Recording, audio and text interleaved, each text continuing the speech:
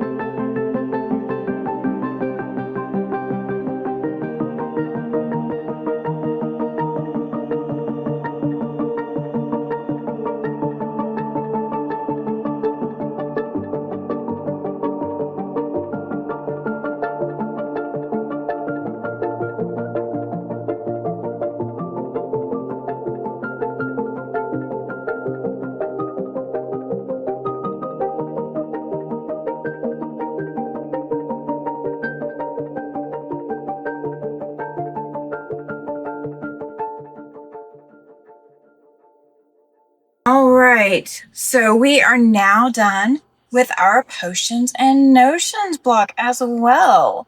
So if you've not been following along, now is still the time to get in on all the fun.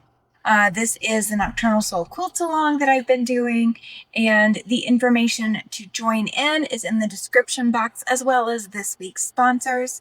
So again, we have the Guiding Light and the Potions and Notions block this week. I hope you've enjoyed this video, and until next week, I will see you then. Bye!